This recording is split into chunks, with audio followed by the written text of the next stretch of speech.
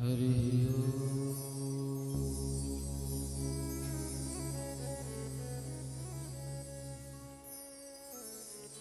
नमः परमहंसास्वादितचरणकमलचिन्मकरन्दाय भक्तजनमानसनिवासाय श्रीरामचन्द्राय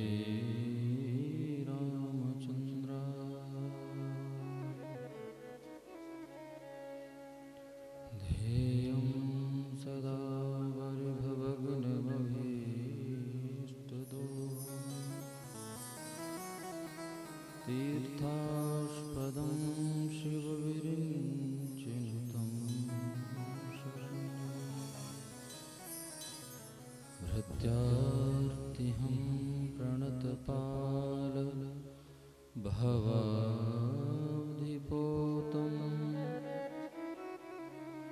वन्दे महापुरुषते चरणारविन्दम्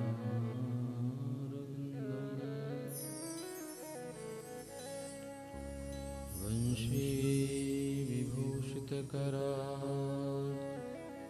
नवनीरदात् पीताम्बरादरुणबिम्ब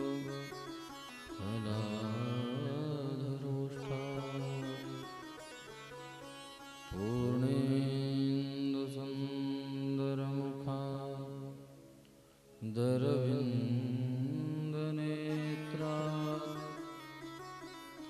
कृष्णात् परं किमपि तत्त्वमहं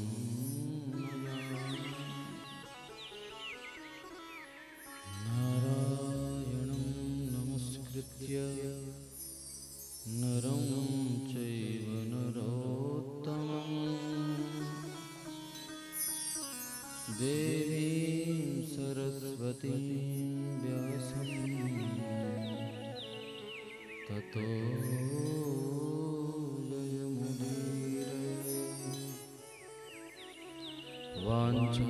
वाञ्छाकल्पतरुभ्यश्च कृपासिन्धुभ्यैव च पतितानां पावनेभ्यो श्रीवैष्णवेभ्यो नमो नमः। लक्ष्मीनाथसमारम्भां नाथयामुनिमध्यमाम् अस्मदाचार्यपर्यन्तां वन्दे गुरुपरम्परां। जय जय श्रीराधारमण जय जय नवलकिशोर जय गोपीचितचोर प्रभो जय जय माखन चोर। भक्ति भक्त भगवंत गुरु चतुरनाम बपुए तिनके पद वंदन किए नासत विघ्न।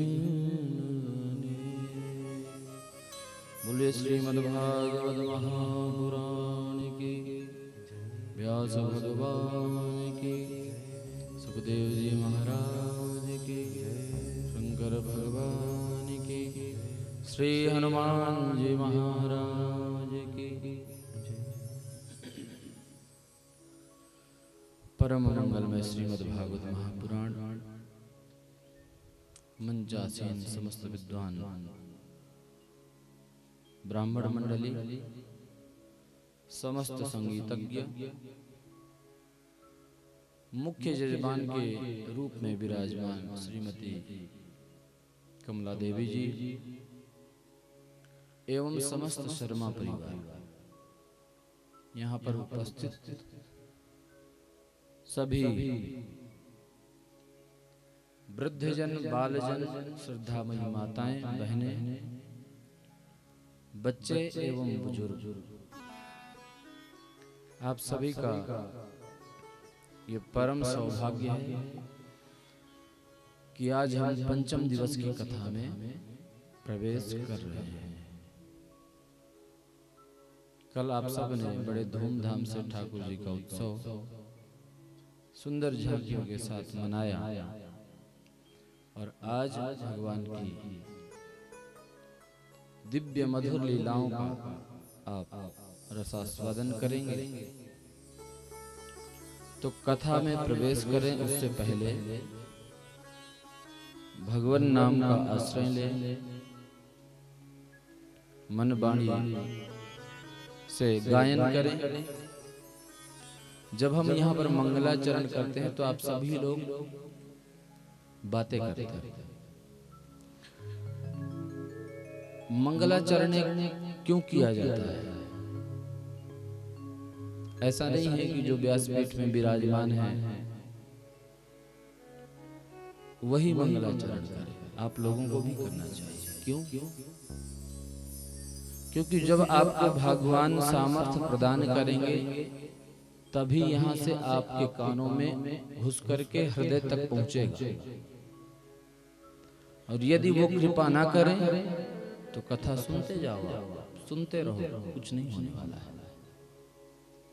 तो जो वक्ता है उन्हें भी मंगलाचरण करते हुए भगवान का ध्यान करना चाहिए कि हे प्रभु, आज मेरे हृदय में विराजमान होकर के मेरी वाणी से कुछ ऐसे शब्द निकलवाएं जो जीव का कल्याण करें, समाज का कल्याण करें। और आप सभी को इसलिए मंगलाचरण करना चाहिए कि भगवान हमारे ऊपर ऐसी कृपा करें कि कुछ शब्द हम अपने चित्त में धारण कर सकें। पर आप लोगों को तो दुनियादारी की बात से ही फुर्सत नहीं। एक दूसरे को पूछ रही होंगे कि तुमने गाय को चारा पानी दे के आई हो कि नहीं? नहीं नहीं बहन, मैं तो आज जल्दी आ गया हूँ, जल्दी जाऊंगा, मुझे देना पड़ेगा। तो यहाँ पर भी आकर के आप यदि घर की ही बातें करेंगे तो फिर यहाँ आने का कोई फायदा नहीं। ये वो स्थान है जहाँ लोग रोते रोते आते हैं और यहाँ से हंसते हंसते जाते हैं। भगवान के स्थान में जाने के बाद भी यदि रोते रहे वही सांसारिक बातों को लेकर के तो फिर कोई फायदा नहीं। यहाँ तो आकर के जितने भी मन के तनाव हैं वो सब समाप्त हो जाते हैं।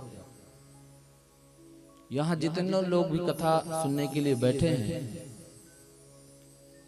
जब पांडाल से आप बाहर होते हैं तो कितनी चिंताएं होती हैं, घर की, बेटे की, पति की। लेकिन जब आप यहाँ पर कुछ क्षण कथा श्रवण करते हैं तो सब चिंताएं भूल जाती हैं और ज्यों ही इस पांडाल से बाहर निकलते हैं फिर वो याद आती है सारी।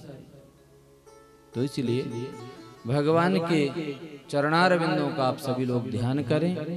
आइए भगवान नाम का कुछ क्षण आश्रय लें, उसके बाद आज की कथा में हम प्रवेश करेंगे। बोल हरि हरि हरि बोल, केशव माधव गोविंद बोल। बोल हरि हरि हरि बोल, केशव माधव गोविंद बोल। बोल हरि हरि हरि बोल, केशव माधव गोविंद बोल। बोल हरि हरि हरि बोल, केशव माधव गोविंद बोल। बोल हरि हरि हरि बोल, केशव माधव गोविंद बोल। बोल हरि हरि हरि बोल, केशव माधव गोविंद बोल। बोल हरि हरि हरि हरि बोल, केशव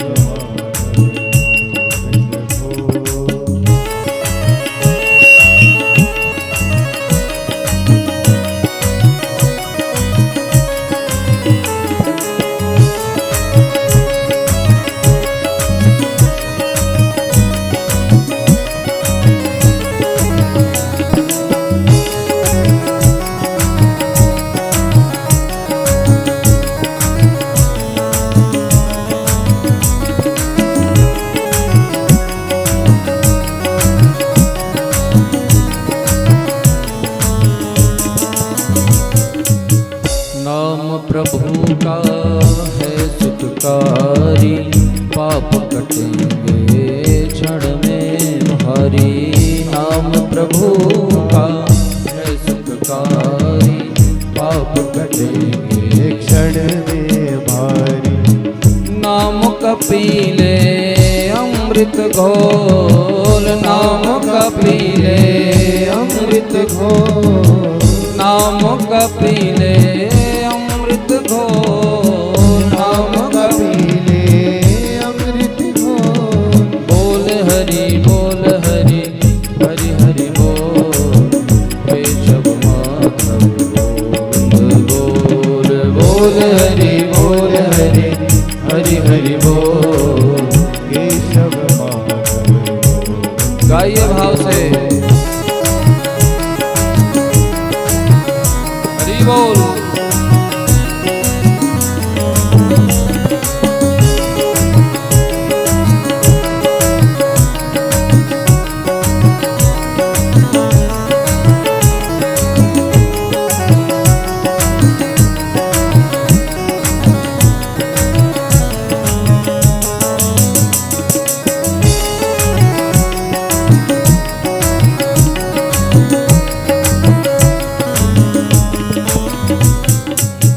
शबरी अहिल्या सदन कसाई, नाम जपन से मुक्ति पाई। शबरी अहिल्या सदन कसाई, नाम जपन से मुक्ति पाई। शबरी अहिल्या सदन कसाई, नाम जपन से मुक्ति पाई। शबरी अहिल्या सदन कसाई, नाम जपन से मुक्ति पाई। नाम की महिमा है अनमोल, नाम की महिमा है अनमोल। नाम की महिमा है अनमोल, नाम की महिमा है अनमोल। बोल हरि हरि बोल, केशव माधव गोविंद बोल। बोल हरि हरि बोल, केशव माधव। गाइए भाव से बोल।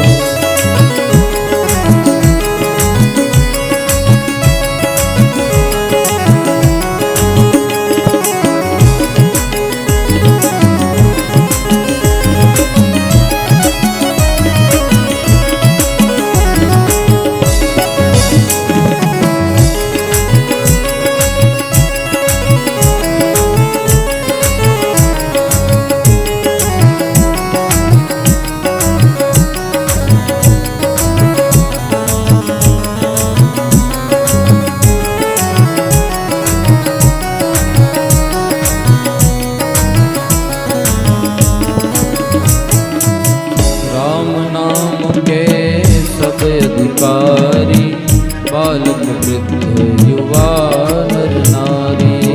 राम नाम के सब अधिकारी, बालक वृद्ध युवा नर नारी।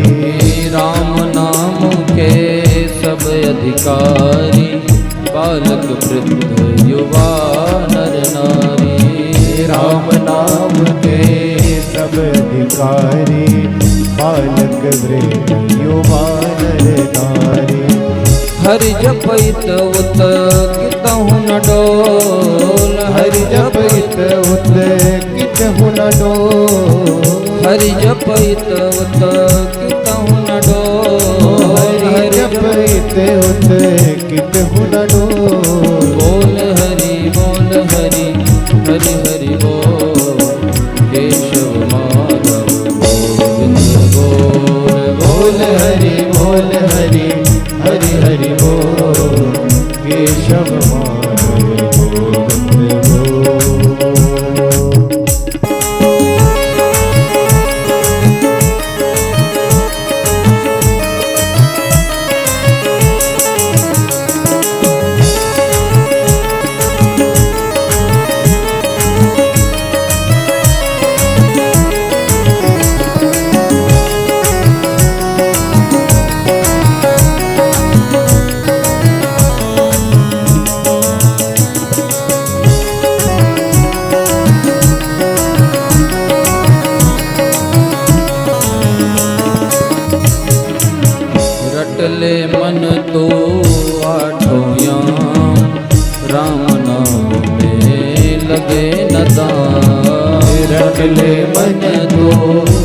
आठों याम राम नाम का लगता न दाम।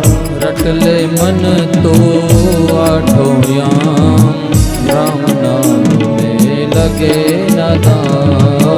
रट ले मन तो आठों याम राम नाम में लगता न दाम। जन्म गवाता क्यों अनमोल, जन्म गवाता क्यों अनमोल। जन्म गवाता क्यों अनमोल, जन्म गवाता क्यों अनमोल।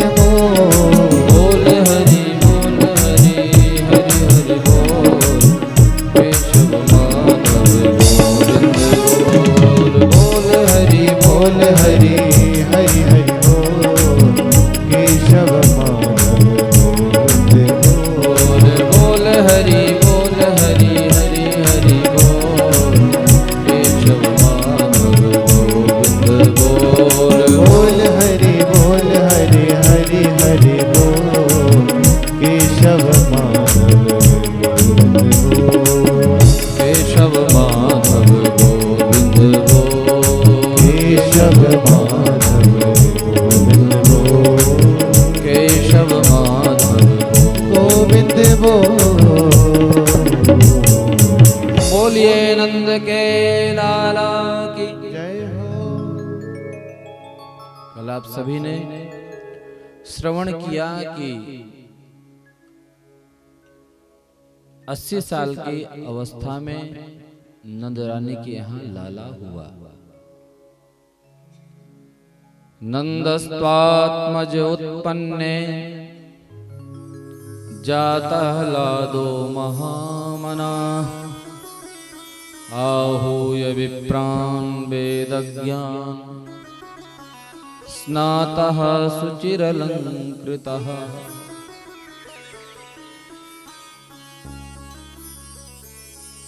सुखदेव जी कहते हैं कि परीक्षित,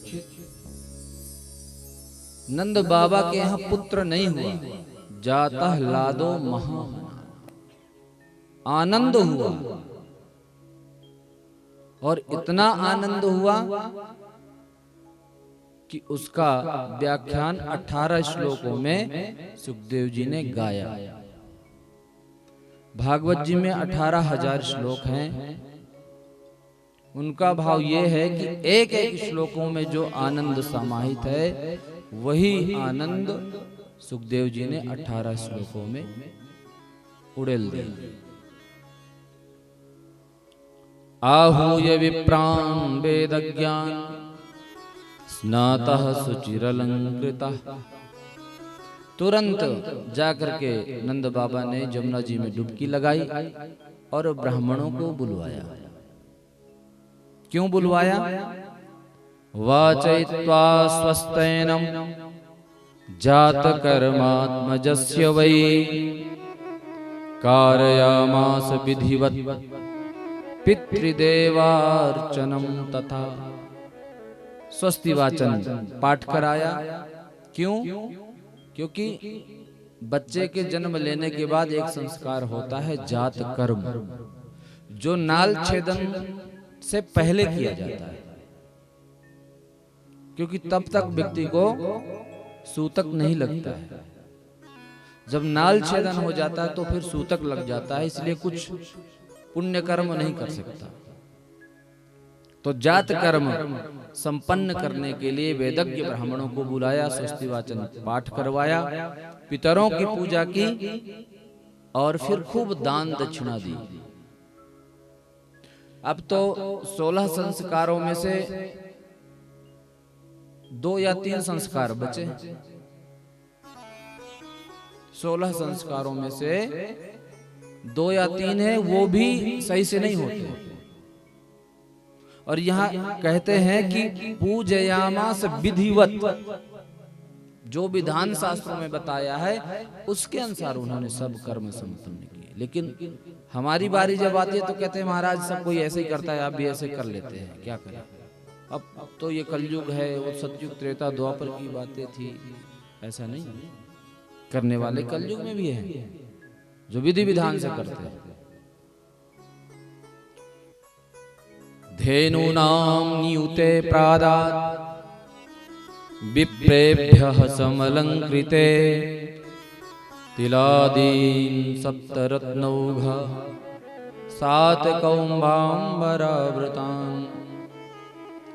2 लाख गायों का दान किया नंद बाबा ने। धेनूनाम नियुते प्रादात्, किसको दिया? विप्रेभ्यः, ब्राह्मणों को दिया। ब्राह्मण कौन? ब्राह्मण कुल में जन्म लेने से ब्राह्मण नहीं होता, ध्यान रखना। वेदाभिर्च भवेद विप्रः, जो वेद पढ़ता है या पढ़ाता है उसको बोलते हैं विप्र। और ब्रह्मं जानीति ब्राह्मण, और जो ब्रह्म के बारे में जानता हो वो ब्राह्मण। पर आजकल तो मिलते हैं, बोलते हैं महाराज हम भी ब्राह्मण ही हैं। तो हम पूछते हैं कि तुम यज्ञोपवीत पहनते हो? बोले ना जी, कर्मकांडी ब्राह्मण नहीं है इसलिए हम नहीं पहनते। तो हम कहते हैं ये कौन से शास्त्र में लिखा कि कर्मकांडी ब्राह्मण ही पहने यज्ञोपवीत, बाकी ना पहने? अरे द्विज का मतलब होता है द्वाभ्याम जायते इति द्विजः। और ब्राह्मण क्षत्रिय वैश्य तीनों वर्णों को जनेऊ पहनने का अधिकार प्राप्त है, और तीनों को वेद पढ़ने का भी अधिकार प्राप्त है। पर अब ऐसी स्थिति हो गई है कि जो पूजा पाठ कर्मकांड करवाएं वही यज्ञोपवीत पहने, ऐसा नहीं। यज्ञोपवीत यदि आप धारण नहीं करते हैं तो जितने भी सत्कर्म करते हैं उनका कोई फल नहीं प्राप्त होता, क्योंकि विधि से हीन। गीता में भगवान ने खुद कहा है कि विधिहीनम सृष्टान्नम मंत्रहीनम अदक्षिणम श्रद्धा विरहितम यज्ञम तामसम परिचक्षते। जो विधि से हीन पूजा पाठ किया जाता है वो तामसिक होता है। यह शास्त्र विधि मुत्सृज्य वर्तते कामकारतः न सिद्धिम अवाप्नोति न सुखम न पराम गति। जो शास्त्रों को एक किनारे करके जो कोई भी जीव कर्म करता है तो यहाँ भी दुख पाता है, न सुखम न पराम गति, और वहां जाने के बाद भी दरवाजे बंद मिलते हैं वैकुंठ। तो इसलिए विधि पूर्वक 2 लाख गायों का दान किया। और गाय को दान ऐसे ही नहीं किया, विप्रेभ्यः समलंकृते। गौ माता के सींगों को स्वर्ण मंडित करवाया, गाय के पैरों को चांदी से जड़वाया, वस्त्र से आच्छादित किया। ऐसे गाय का दान होता है। अब तो दान खत्म ही हो गया। अब तो 10 रुपए 11 रुपए रख देंगे, बोले महाराज संकल्प बोलो गाय का। 11 रुपए की गाय आती है क्या? बताओ। मतलब झूठ बोलने की भी एक सीमा है। 11 रुपए की गाय देते हैं, संकल्प करो।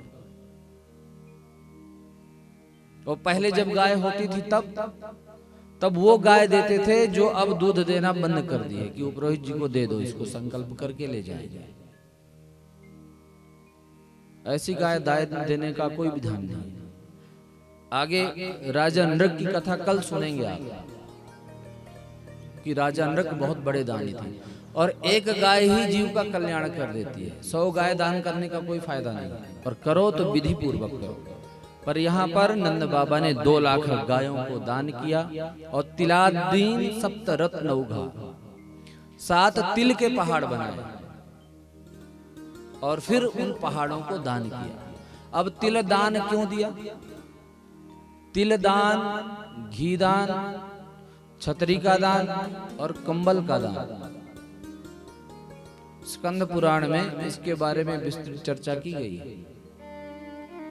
समस्त दानों में इन 4 दानों को श्रेष्ठ बताया गया है। अब तो नहीं देता है कोई भी, लेकिन बूढ़ी बूढ़ी कई माताएं ऐसी भी हैं कि वो छतरी आदि दान अभी भी करते हैं।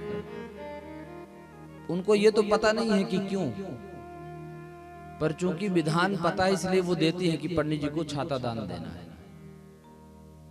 और अक्षय तृतीया आती है, उसमें हमारे तरफ तो आज भी एक मिट्टी के पात्र को भर करके जल का दान किया जाता है, जल दान देने का बहुत बड़ा विधान है उसमें।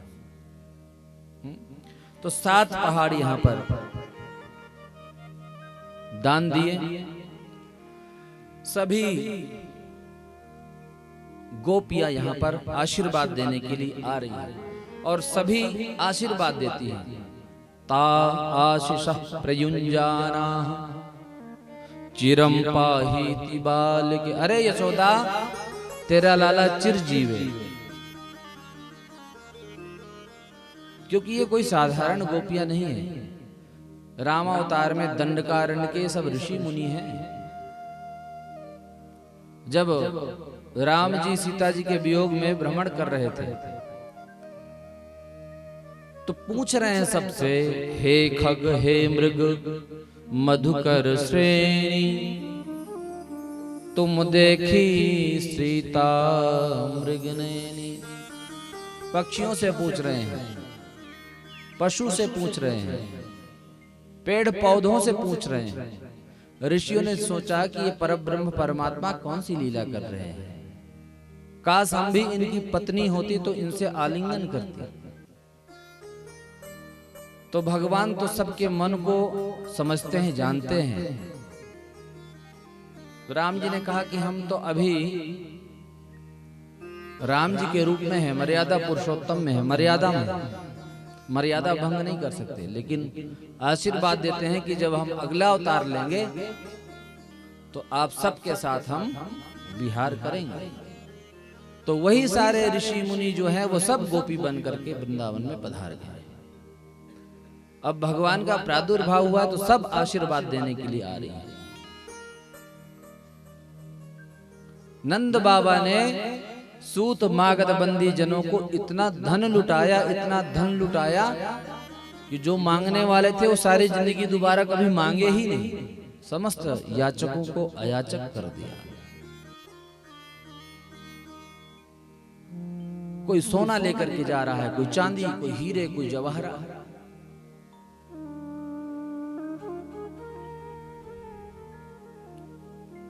एक व्यक्ति सोना चांदी लेकर के चांदी के बर्तन जा रहा था। दूसरे ने देखा, भैया क्या लेके जा रहे हो? बोले देख, मैं सोने के चांदी के बर्तन लेकर के आया हूँ, चांदी की थाली, चांदी के गिलास, चांदी के चम्मच। बोले ये कहाँ बट रहे थे? बोले 4 नंबर गेट पे बट रहे थे। बोले जादारी के, तू चांदी के लेके आया? देख मैं सोने के लेके आया।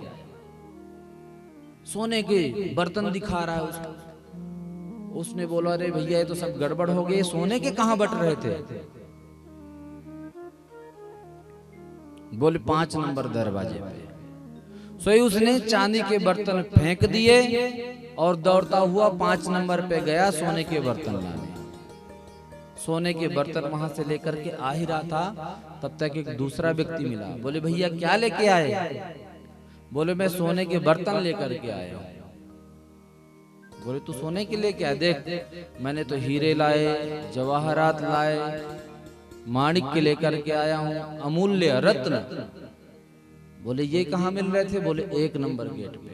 उसने सोने के बर्तन वहीं फेंके और दौड़ता हुआ गया 1 नंबर पे। वहां से सोने आभूषण लेकर के आया, हीरे जवाहरात। सुखदेव जी वर्णन कर रहे हैं कि रमा क्रीडन भून नृप।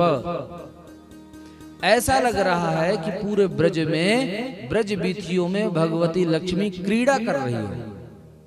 जहां देखो वहीं चांदी पड़ी है, जहां देखो वहीं सोना, वहीं हीरे, वहीं जवाहरात। और लक्ष्मी जी ने कुबेर जी को आदेश दिया कि मेरे स्वामी जी का ये जन्म दिवस मनाया जा रहा है। नंद बाबा के यहाँ जो खजाना है वो खाली नहीं होना चाहिए, और यदि खाली हो गया तो तुम सस्पेंड कर दिए जाओगे। अब जितना नंद बाबा दे रहे हैं उतना ही बढ़ रहा है। जितना दे रहे हैं उतना ही बढ़ रहा है। भगवान के लिए जो व्यक्ति धन खर्च करता है ना, वो कभी कम नहीं होता है। आप चाहे सोचें कि हम तो ये खर्च कर रहे हैं खत्म ना हो जाए, पर भगवान ऐसी कृपा करते हैं क्योंकि भगवान किसी का रखते नहीं है। विदुर जी के यहाँ छिलके खाए तो बदले में जाते जाते उद्धव जी को कह के गए कि बदले में मेरा ज्ञान उसे दे देना। तो भगवान किसी का नहीं रखते। जैसे सूर्य जमीन के जल को अपने किरणों से खींचता है, नदी के जल को, समुद्र के जल को खींचता है, और वही वाष्पीकरण होकर के पुनः बारिश हो जाती है। भगवान को जो भी धन के द्वारा संतुष्ट करता है या उनके लिए खर्च करता है, भगवान जो व्यक्ति कार्य करता है उसके कार्य क्षेत्र को इतना बढ़ा देते हैं कि उसके धन समेटते नहीं बनता है। और जो कंजूसी करता है, भगवान कहते हैं कि इसको तो मैंने धन दिया था कि ये दे, पर ये तो दबा के बैठा है। क्योंकि कौन है दाता? एक राम जी, भिखारी सारी दुनिया। और जब देने वाले को अहंकार होता है कि मैं दे रहा हूं, तो भगवान उसका फिर हरण कर लेते हैं सर्वस्व। फिर रोते घूमता है, महाराज नुकसान हो गया, फैक्ट्री में आग लग गई, शेयर मार्केट नीचे आ गई। तो इसलिए नंद बाबा यहां पर आज खूब लुटा रहे हैं। अब तो ब्राह्मणों ने कहा नंद बाबा से कि बाबा तुम अब जाकर के स्नान करो और कुछ पूजन कर लीजिए आप। तुरंत नंद बाबा यमुना जी में डुबकी लगाए और तुरंत नई बढ़िया धोती निकाली, बगलबंदी पहनी, पगड़ी लगा ली, मोटा मोटा काजल लगा लिया नंद बाबा ने, मूछों में इत्र लगा लिया, पान का बीरा मुंह में धर लिया और पूजन करने बैठ गए। अब आप कहेंगे कि पान मुख में डाल करके पूजन, तो शास्त्रीय विधान है कि जब तक पान न खाए व्यक्ति तब तक व्यक्ति का मुख अशुद्ध माना जाता है शास्त्रों के अनुसार। पर वो पान नहीं, उसमें गुटखा और तमाकू सब मिला करके जो पान है वो शुद्ध पान, लौंग, इलायची, सुपारी, पान, क्योंकि ये पाचन तंत्र को भी मजबूत करता है। अब तो पूजन करवाने लग गए नंद बाबा। ब्राह्मणों ने कहा बाबा शक्कर चढ़ाओ। बाबा ने अक्षत चढ़ा दिया। ब्राह्मणों ने कहा बाबा तुम्हारा ध्यान किधर है? हम अक्षत की नहीं कह रहे, हम तो शक्कर की कह रहे हैं। बोले ब्राह्मण देवता मेरा ध्यान थोड़ा सा चला गया था लाला में, शक्कर की जगह अक्षत मेरे से चढ़ गया। बाबा ने कहा दूध चढ़ाओ, ब्राह्मणों ने कहा दूध चढ़ाओ, बाबा ने जल चढ़ा दिया। अब तो ब्राह्मण नाराज हो गए, बाबा तेरा मन पूजन में नहीं लग रहा है। बोले ब्राह्मण देवता नाराज मत हो, मेरा बार बार ध्यान लाला के ऊपर जा रहा है, और जब तक मैं लाला को मुखड़ा नहीं देख लूंगा तब तक मेरा पूजन में मन नहीं लगेगा। ब्राह्मणों ने कहा कि कोई बात नहीं बाबा, तुम संकल्प हमें दे दो और तुम्हारे बदले हम ही पूजा कर देंगे। संकल्प लिया ब्राह्मणों ने और समस्त कर्मकांड संपन्न किया। अब तो इधर नंद बाबा सज धज करके लाला को मुख देखने के लिए पहुंचे। अब इतनी भीड़, कोई घुसने न दे, और स्त्रियों के भीड़ में पुरुष को कौन घुसने दे। ग्वाल वाले भी आ गए सब साथ में। बोले बाबा हमें भी दिखाओ तो सही। बोले भैया अभी तक तो हम ही नहीं दिखे हैं, तो तुम्हें कहां से दिखाएं? हम यही ताक में है कि हमको भी दिखने को मिल जाए।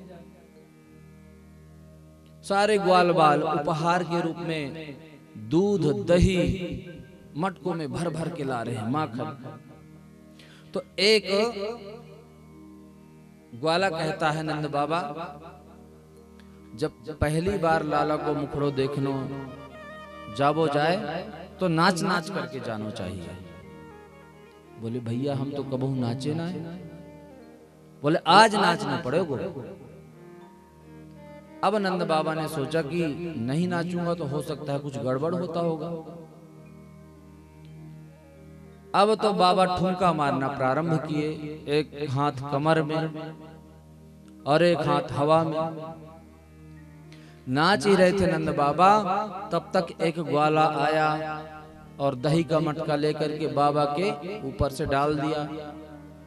अरे भैया तुमने ये सब क्या कर दिया, तुमने तो किरो धरो मेरो सबरो श्रृंगार बर्बाद कर दियो। तो दूसरा बोलता है ग्वाला बाबा तुम्हें पतो ना है, आज दही से स्नान करके ही जानो चाहिए। अरे भैया तब तो तैने बड़ी कृपा करी। बड़ा अद्भुत आनंद है यहाँ पर, सब झूम रहे हैं, नाच रहे हैं, गा रहे हैं, उत्सव मन रहा है। कल आप सबने उत्सव तो मनाया पर आनंद नहीं आया, क्योंकि सब सुस्त थे। उत्सव कैसे मनाया जाता है बताओ जरा। अब यहां देखो कि नंद बाबा कभी नाचे नहीं, वो भी नाच रहे हैं। ठाकुर जी पलना में सो रहे हैं, समस्त गोपियां आशीर्वाद देने के लिए आ रही हैं, ग्वाल बाल आ रहे हैं, झुला रहे हैं। हो पलना में ललना झुलावे यशोदा मैया, पलना में ललना। कौन कौन झुलाना चाहता है बताओ? कोई नहीं झुलाना चाहता। पलना में ललना झुलावे यशोदा मैया, पलना में ललना, पलना में ललना झुलावे यशोदा मैया, पलना में ललना, पलना में ललना झुलावे यशोदा मैया, पलना में ललना, पलना में ललना झुलावे यशोदा मैया, पलना में ललना। हरि बोल।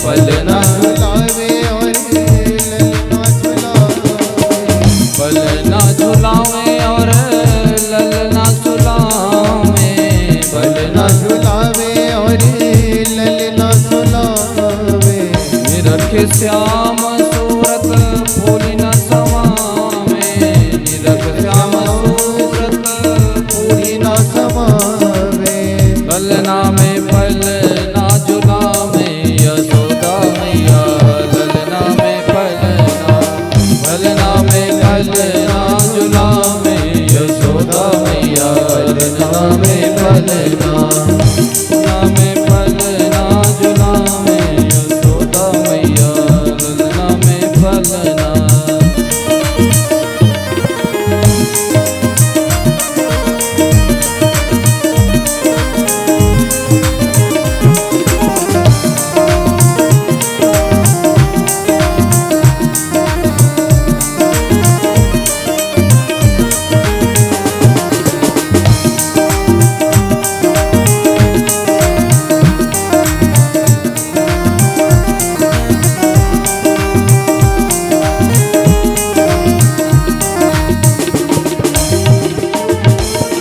नजरिया उतारे ठिठोना लगावे, नजरिया उतारे ठिठोना लगावे, नजरिया उतारे ठिठोना लगावे, नजरिया उतारे ठिठोना लगावे। ठिठोना समझते हैं? ठिठोना जो बच्चे को काजल लगा दिया जाता है कि नजर न लगे, उसको बोलते हैं ठिठोना। नजरिया उतारे ठिठोना लगावे, नजरिया उतारे ठिठोना लगावे, नजरिया उतारे डिठो न लगावे, नजरिया उतारे ठिठो न लगावे। करे राइनो ने और उठानो उड़ावे, करे राइनो ने और उठानो उड़ावे। पलना में पलना में पलना में ललना झुलावे, यशोदा पिया पलना में ललना, पलना में ललना झुलावे, यशोदा मैया पलना में ललना। पलना में ललना झुलावे, यशोदा मैया पलना में ललना, पलना में ललना झुलावे, यशोदा मैया पलना में ललना।